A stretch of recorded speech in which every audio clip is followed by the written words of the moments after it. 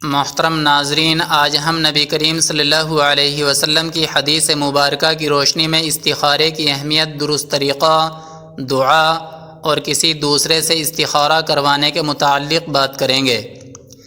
استخارے کا کیا مطلب ہے؟ استخارے کا سادہ لفظوں میں مطلب اللہ تعالیٰ سے مشورہ کرنا ہے۔ استخارہ اسی لیے کیا جاتا ہے تاکہ معلوم ہو سکے جو کام ہم کرنا چاہتے ہیں وہ ہمارے لیے درست ہے یا اس کام میں نقصان کا اندیشہ تو نہیں۔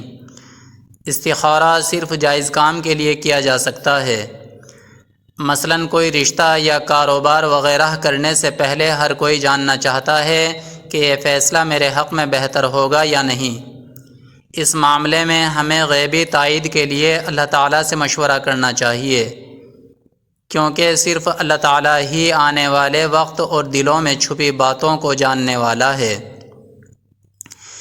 حضرت جابر بن عبداللہ رضی اللہ عنہ فرماتے ہیں کہ رسول اللہ صلی اللہ علیہ وسلم ہمیں اپنے تمام معاملات میں استخارہ کرنے کی تلقین فرماتے تھے، اور آپ صلی اللہ علیہ وسلم صحابہ کرام رضوان اللہ علیہم اجمعین کو استخارہ کرنے کی اس طرح تعلیم دیتے یا سکھاتے تھے جس طرح آپ صلی اللہ علیہ وسلم قرآن کریم کی صورتیں ہمیں سکھاتے تھے۔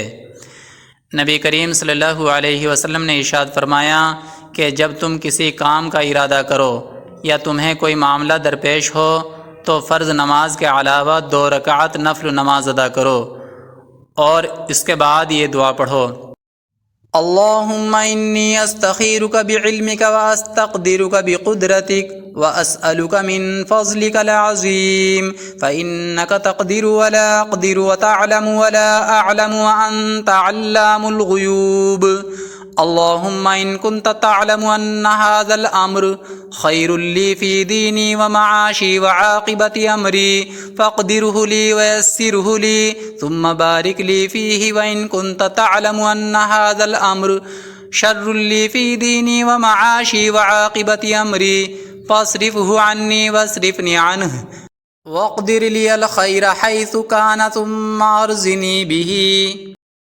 استخارہ کرنے کا درست طریقہ: آپ نے اپنے مسئلے کے مطابق 2 رکعت نماز نفل استخارہ کی نیت کرنی ہے۔ عام نفل کی طرح یہ نماز ادا کرنے کے بعد اوپر بتائی گئی دعا پڑھنی ہے، اور جب حاضل امرہ پر پہنچے تو اس کے پڑھتے وقت اس کام کا دھیان کر لے جس کام کے لیے استخارہ کرنا ہے۔ یہ دعا عربی میں ہے، اسے یاد کر لیجئے تو بہتر ہے، ورنہ دیکھ کر بھی پڑھ سکتے ہیں۔ اگر کسی کو پڑھنا نہ آتا ہو تو وہ اپنی زبان کے مطابق اللہ تعالیٰ سے یوں التجا کرے: اے اللہ، بے شک میں تیرے علم کے ذریعے سے تجھ سے بھلائی طلب کرتا ہوں، اور تیری طاقت کے ذریعے سے تجھ سے طاقت مانگتا ہوں، اور تجھ سے تیرے بڑے فضل کا سوال کرتا ہوں، اس لیے کہ تو قدرت رکھنے والا ہے اور میں قدرت سے محروم ہوں۔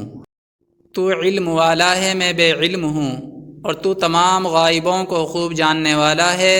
اے اللہ، اگر یہ کام یعنی جس کے لیے آپ استخارہ کر رہے ہیں میرے حق میں بہتر ہے اور دین میں انجام کے اعتبار سے بہتر ہے تو اپنی رحمت سے مجھے مطمئن کر دے۔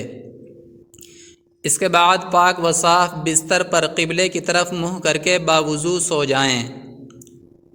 جب سو کر اٹھیں اس وقت جو بات دل میں مضبوطی سے آئے وہی بہتر ہے، اسی کو کرنا چاہیے۔ مسئلہ: اگر ایک دن میں کچھ معلوم نہ ہو اور دل کا خلجان اور تردد نہ جائے تو دوسرے دن پھر ایسا ہی کریں، اسی طرح 7 دن تک کریں۔ انشاءاللہ تعالی ضرور اس کام کی اچھائی برائی معلوم ہو جائے گی۔ استخارہ خود کرنا مسنون ہے، دوسروں سے کرانے کی ضرورت نہیں ہے۔